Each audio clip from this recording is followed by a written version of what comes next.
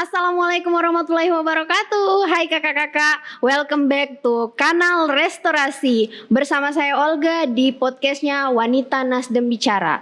Nah, dengan tema perempuan dan politik, saya ditemani oleh Kakak Mutmainah Corona. Halo kakak. Nah, jadi kakak Mutmainah Corona ini disapa dengan kakak Neng. Iya. Oke, kakak Neng. Iya, kakak Neng. Oke, kakak Neng, apa sih politik menurut kakak Neng? Iya, bicara tentang politik ya. Nah, sebetulnya politik itu adalah kehidupan banyak orang.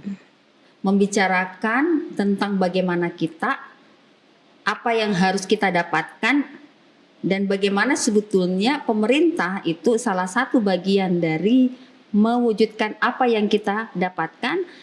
Kita sebagai warga negara, sebagai orang yang harus dipenuhi kebutuhannya, karena ada hak dan kewajiban di situ. Nah, tapi sebetulnya politik itu ya bagaimana kita mewarnai gagasan, bagaimana kita mengungkapkan pendapat, bagaimana kita kemudian melakukan dan mewarnai apa sebetulnya yang harus diperjuangkan. Oke.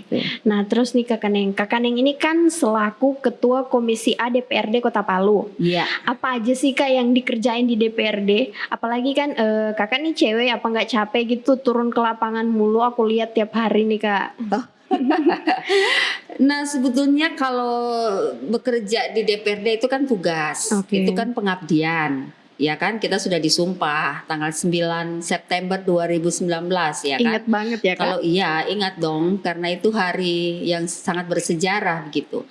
Berarti 2 tahun 2 bulan kalau hitung periode saya hari ini. Nah, ketika disumpah kemudian kita berikrar gitu ya sebagai wakil rakyat yang duduk di dalam DPRD, ya tentunya kita melaksanakan tugas kita dulu. Kita harus mengutamakan tugas kita sebagai wakil rakyat. Jadi kalau dibilang capek turun lapangan, tidak boleh bilang capek, karena itu adalah tugas kita. Tugas kita adalah mendengarkan, memperjuangkan apa yang kita dengarkan itu harus kita perjuangkan. Memang tugas DPR itu jalan-jalan memang. Jalan-jalan ya, jalan-jalan ke kampung, jalan-jalan ketemu dengan orang-orang.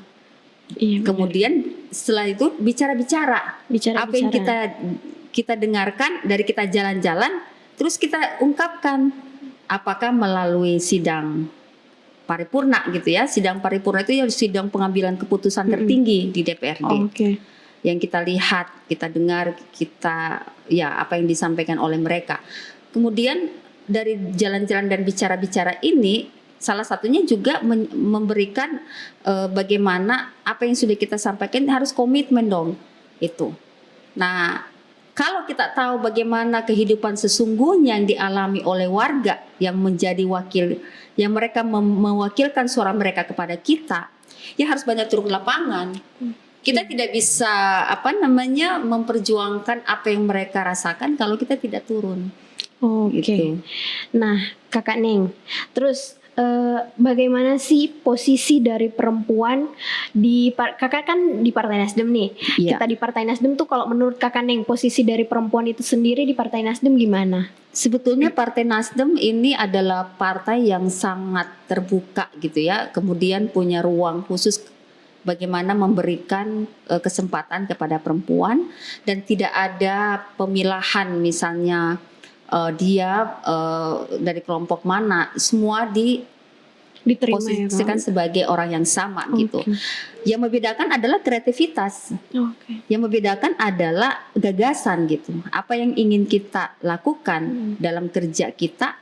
Kalau disebut sebagai Nasdem dikenal sebagai gerakan restorasi, tentunya makna restorasi itu yang harus kita terjemahkan dalam kerja politik. Entah misalnya saya sebagai anggota DPRD, sebagai ketua Komisi A yang membidangi tentang pendidikan, kesehatan, sosial, termasuk pemerintahan, bagaimana mengkomunikasikan dinas-dinas terkait yang ada sebagai mitra kita. Kemudian setelah di Komisi A, saya juga kan di Badan Pembentukan Peraturan Daerah.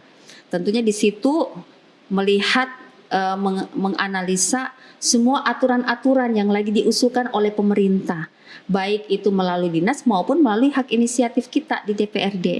Nah, kebijakan ini kan tergantung apa yang ingin kita lakukan. Nah, restorasi sebagai kekuatan dan kepentingan kita untuk memperjuangkan masyarakat, yaitu yang harus kita terjemahkan dalam kebijakan gitu. Nah, sebagai partai, sebagai kader Partai Nasdem, tentunya kerja-kerja kita yang harus terwujud dalam kerja-kerja di DPR.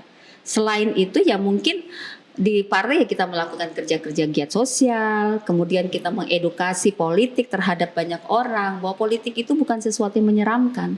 Politik itu adalah kita. Politik itu adalah semua orang. Politik itu adalah bagaimana mempengaruhi kebijakan. Gitu.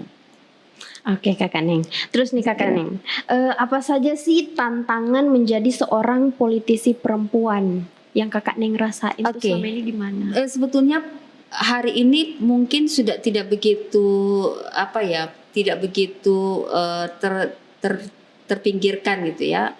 Walaupun ini panjang gitu ya, perjuangan cukup panjang, perjuangan setengah abad. Yang bagaimana perempuan itu harus didengarkan. Kenapa? Karena warga negara itu adalah perempuan dan laki-laki, tentunya punya kebutuhan yang berbeda. Nah, pentingnya adalah perempuan di situ karena dia bisa memperjuangkan bagaimana kebutuhan perempuan itu juga masuk dalam keputusan politik. Nah, kalau kita bicara tantangan, sebetulnya tantangan yang paling terberat adalah bagaimana mengkomunikasikan, mensinergikan kerja-kerja kita itu juga diketahui oleh orang lain dan ruang yang paling berat sebetulnya adalah melihat bahwa perempuan itu sama begitu dengan laki-laki dalam kerja politik ya. Iya. Tidak melihat kita sebagai perempuan sebagai orang yang lemah. Ini masih ada terjadi. Nah, masih caranya kita untuk melawan itu, tantangan itu adalah sebetulnya bagaimana kita itu harus mewarnai cara berpikir kita untuk bisa mereka tahu bahwa politik itu ya kita gitu. Perempuan supaya orang bisa. Kita perempuan itu bisa gitu. Jadi bukan karena kita perempuan, dianggap dia tidak bisa. Kita bisa melakukan itu. Ya memang kita yang harus memulai. Iya, karena kan banyak nih Kak yang mikir, perempuan tuh cuma pelengkap doang. Gimana sih tanggapan Kakak Neng kalau ada yang bilang kayak gitu? Ya harus kita buktikan dengan kerja. Buktikan dengan kerja. Kerja nyata ya Kak? Alhamdulillah saya melakukan itu dan terpilih, ya berarti kita membuktikan gitu kan. Mencoba menerobos cara berpikir bahwa perempuan itu tidak boleh di luar rumah. Ketika di luar rumah dia melakukan apa. Nah sebetulnya mimpi dalam perjuangan politik perempuan itu, kalau mimpi saya gitu ya, bagaimana kehidupan masyarakat kita itu tidak ada lagi mengalami perbedaan dalam segi pelayanan publik. Bagaimana misalnya setiap orang mau 24 jam dia berada di luar rumah, itu dia merasa aman. Nah, perjuangan politik perempuan kan di situ. Karena salah satu perempuan adalah kelompok yang paling rentan gitu ya, mengalami kekerasan seksual misalnya salah satu contoh. Nah, di beberapa negara yang pernah saya datangi, salah satu perjuangan politik perempuan adalah memastikan bagaimana hak keamanan bagi warga itu terpenuhi. Karena itu akan bisa membantu perempuan untuk bekerja di luar rumah. Gitu, salah satu contoh. Yang kedua adalah terkait dengan kenapa perempuan itu penting menyuarakan suara perempuan. Ada yang disebut dengan kebutuhan reproduksi gitu. Kalau misalnya ya di pasar kita, pasar impres. Di pasar itu kan 80% adalah ina-ina di pasar. Iya. Mereka adalah perempuan. Mereka adalah orang yang patuh membayar retribusi pasar. Perjuangan politiknya adalah bagaimana memastikan mereka sebagai pemberi terbesar terhadap kontribusi daerah. Harusnya pemerintah memikirkan apa yang menjadi kebutuhan mereka. Ketika saya tanya sama ina-ina, ya mereka tanya, kami hanya ingin punya lapak yang sehat, ingin punya lapak yang ramah kepada mereka. Karena rata-rata biasanya ketika ada ibu yang berjualan, anak-anaknya ikut gitu. Nah terus bagaimana anak-anak tinggal di tempat yang tidak sehat. Nah harus kita buat bagaimana pasar yang ramah, pasar yang sehat. Misalnya ada pojok ASI di pasar, toiletnya harus ada toilet duduk dan ada toilet jongkok. Iya benar. Kalau kita melihat, karena toilet duduk itu sangat membantu untuk lansia, membantu untuk ibu hamil. bisa memudahkan untuk orang-orang yang dia tidak bisa jongkok gitu, apalagi disabilitas, terlebih saudara yang penyandang disabilitas. Nah, disitulah sebetulnya pentingnya bagaimana kita mewarnai kebijakan, mendalami kehidupan orang yang berbeda, kebutuhan orang yang berbeda, yang kemudian itu adalah menjadi perjuangan politik yang harus dilakukan dalam kebijakan politik. Oke, wow, Kakak Neng. Nah, terus nih Kakak Neng, Ya. pertanyaan terakhir dari saya nih Kak. Oke. Kira-kira di 2024 nanti, apakah Kakak masih ingin maju untuk memperjuangkan suara-suara perempuan tadi atau seperti apa? Harus maju karena kita masih setengah jalan. Perjuangan kita masih panjang. Masih panjang. Benar. Karena perjuangan politik perempuan tidak hanya mendobrak dalam konteks kebijakan yang kemudian pemerintah di situ, tapi membuka cara berpikir bagaimana budaya kita yang kadangkala melihat perempuan itu belum boleh berpolitik, itu kita memberikan contoh bahwa kehadiran kita itu sangat bermakna, kehadiran kita itu berkontribusi terhadap banyak orang. Kalau mimpi saya sebetulnya, kenapa saya ingin maju, saya salah satu bermimpi bagaimana hak kepada para ibu rumah tangga itu dihargai oleh negara.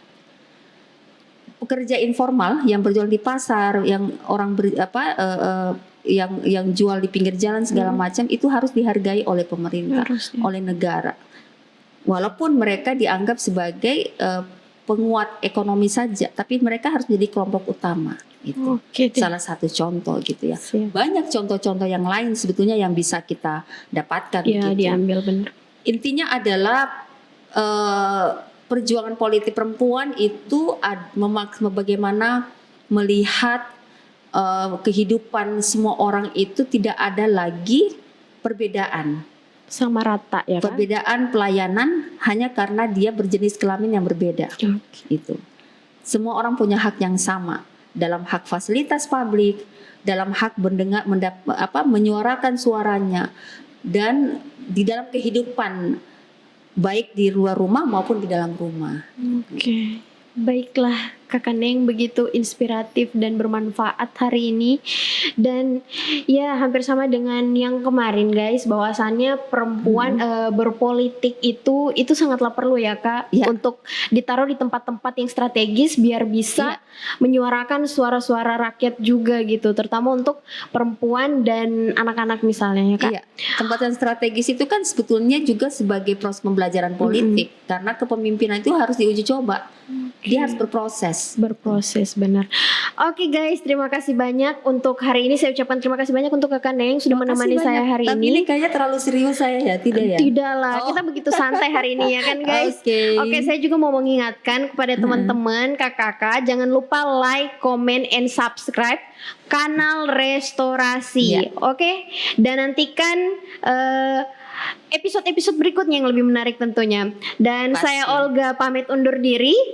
Kurang lebihnya mohon maaf. Wabillahi taufik wal hidayah. Wassalamualaikum warahmatullahi wabarakatuh. See you.